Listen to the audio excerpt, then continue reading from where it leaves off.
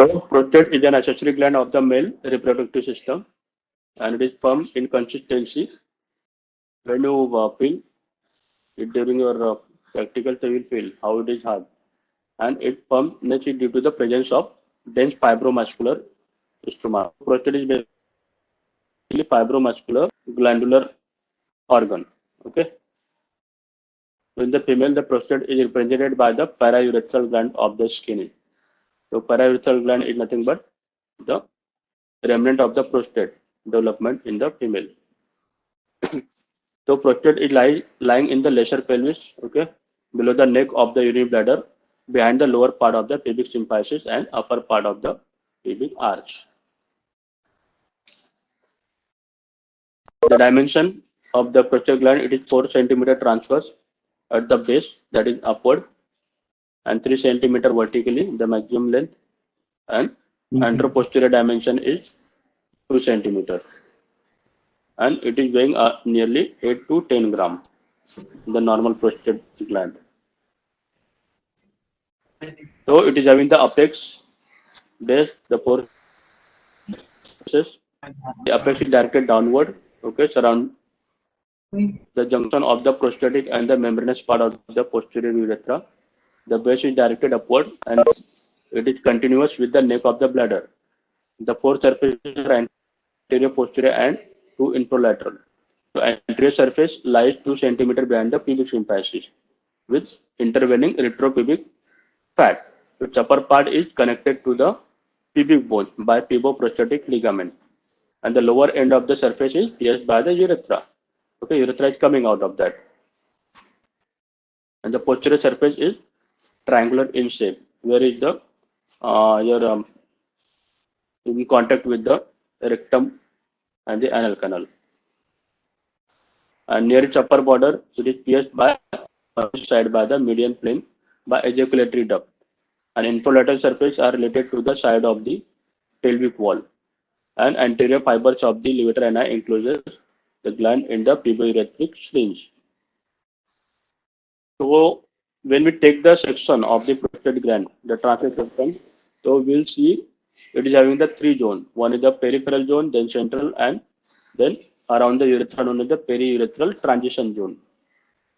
So 70% is for the peripheral, the 25% contributed for the central zone, and very small part for the remaining part for the transitional zone.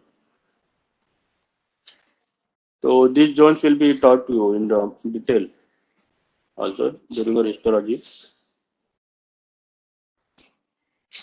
Now the sphincters. What the so in the pre-prostatic part of the urethra, there is external urethral sphincter mechanism that is observing the sexual function closing the during the ejaculation, and the distal urethral sphincter mechanism is seen at the junction of prostate and the membranous part of the urethra. It is having the lobe. It is divided into 3 lobes. Okay.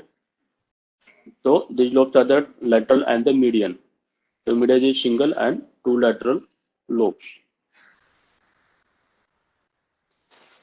Okay. So when we see the microscopically, it is having the true capsule. It is formed by the condensation of the peripheral part of the gland, and there is a venous plexus lies between the true and the false capsule. Okay. And the false capsule is derived from the endopelvic fascia surrounding the prostate gland. So just remember here, the venous plexus or the prostatic venous plexus is lying between the true and the false capsule in the prostate gland. And if you compare to the thyroid gland, so in the thyroid gland, the venous plexus is lying underneath the true capsule. So that is the difference. So depending on this, the surgical removal of the thyroid and prostate is different. In the thyroid gland, the thyroidectomy, the thyroid can be removed along with its true capsule, keeping the false capsule in the place in situ. But here for the prostatic gland, prostate is the venous plexus is lying between both the true and the false capsule. So we can't remove the prostatic gland without false capsule. Otherwise, there will be the bleeding from the venous plexus. So it has to be removed along with its false capsule. Okay. So what are the structure present in the prostate? The other structure, these are the prostatic urethra, prostatic ventricle, ejaculatory duct. You can see this is the coronal section from bladder to membranous urethra. So we can see all these structures present in that. How the urethra is entering. Okay. The prostatic ventricle you can see.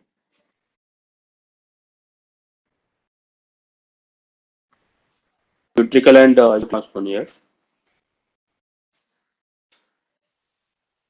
The prostatic ventricle you can see surrounding the prostate gland, which will be between the true and the false capsule. Okay, and this is the diagram shown in the right section. You can see how the zones are divided there: the peripheral, central, and the transitional zone.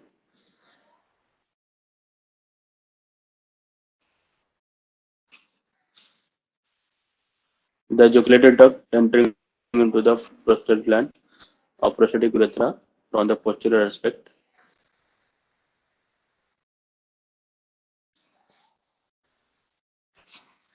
We can see the smaller transitional zone around the prostatic urethra.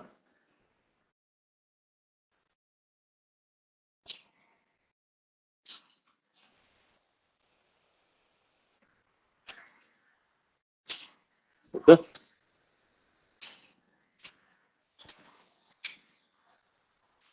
You can see the various ligaments attached to the prostate gland. Is the medial hypoprostatic ligament anteriorly here.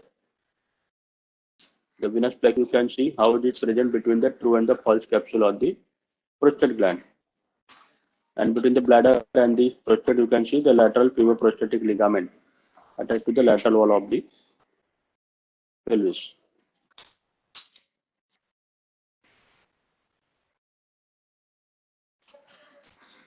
This is the transverse section. You can see the schematic diagram showing the various zones of the prostate gland very clearly. So you can see here outermost, which is the largest contribution to the gland, around 70% within. So that is the peripheral zone. Okay, from there the ducts are entering from the posterior central zone. That is the submucosal gland are present in the central zone here, and peripherally they are having the in the outer zone or the peripheral zone, and the mucosal glands are present around the transitional zone. All are entering into the prostatic urethra. So we already seen that posterior surface of the prostatic urethra is having around 20 of the prostatic gland or duct.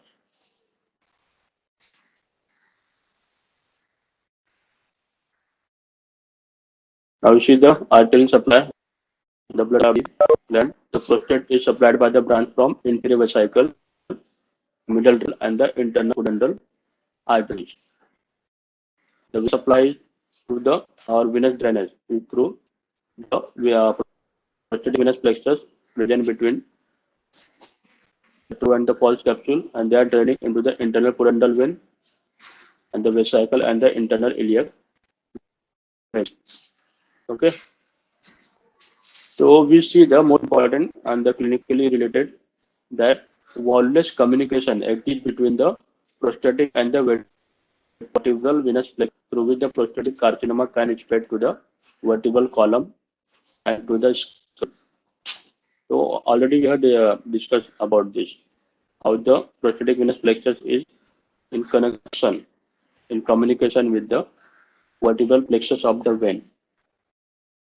So prostatic carcinoma can be detected there is a bone, okay, but without its carcinoma cells, without passing through the main circulatory system to the heart and then lungs, the first its metastatic cells can be found in the vertebral column, leading to the bone cancer, which can be found on the some scan. And then we find out that there is the prostatic carcinoma. Okay. lymph nodes is through internal iliac and the sacral lymph nodes. And this is the sympathetic and parasympathetic is not well known function of those. So prostate gland, how is changing constituent the period. To add, but the prostate is small in size and made up mainly of the stroma, the fibrous structure. In the simple duct system, in that, and during the first 6 weeks after birth, the epithelium of the duct and the prostatic utricle undergoes hyperplasia and stomach metaplasia.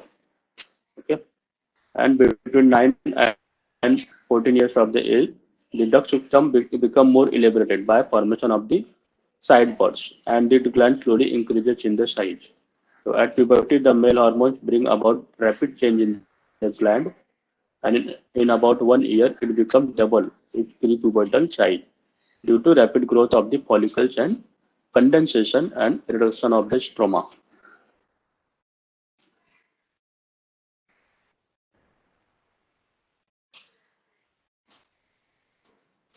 From 20 to 30, there is a mass proliferation of the glandular element. 30 to 45, the size of prostate remains constant and involution starts. And 45 to 50, the prostate is either enlarged or may undergo malignant changes. So, how is it developed? The prostate developed from a series of the endodermal buds from the lining of primitive urethra and the adjacent portion of the urogenital sinus. So, that is surrounding the mesenchyme and condenses to form the stroma of the gland. So, applied aspect of this prostate gland is senile enlargement of the prostate gland, that is known as the benign prostatic hypertrophy. Okay, so that can be examined. So it lead to the maturation problem. So in the old age, so it can be confirmed clinically by doing the digital examination through the rectum. So on the anterior surface of the rectum, from the canal of the rectum, we can feel the enlargement of the prostate gland. Okay, and the final diagnosis can be done after the imaging through the ultrasonographic technique. So this benign prostatic hyperplasia is mainly occurring in the periurethral zone, and the growth of the gland due to the carcinoma, it mainly occurs in the peripheral zone. Okay, so the urine, the difficulty in the urine is not coming in the carcinoma as it is present in the peripheral zone, but it comes in the benign prostatic hyperplasia. Therefore, the carcinoma of the prostate is difficult to rule out in the initial stage because there is no sign and symptom of that. So, but in the advanced stage, when the bone involvement is taking place, then it is diagnosed, or some accidental finding in the sonography, ultrasound. Okay. So, Paxton plexus, that is the vertebral venous system. It is made up of the wall-less complicated network of the veins with a longitudinal pattern. So, there is the epidural plexus lying in the vertebral canal outside the dura mater along the posterior surface of the body of the vertebrae. Fine. And it extends from vertebral column to the basilar plexus of the vein in the posterior canal fossa of the skull.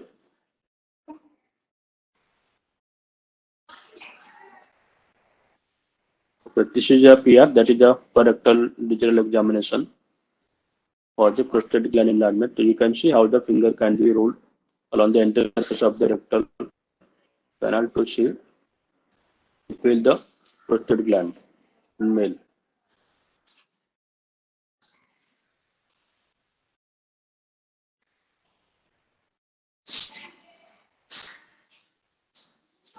So this is given the communication of the vertebral venous plexus above the intracranial venous sinuses through basilar plexus vein and below with the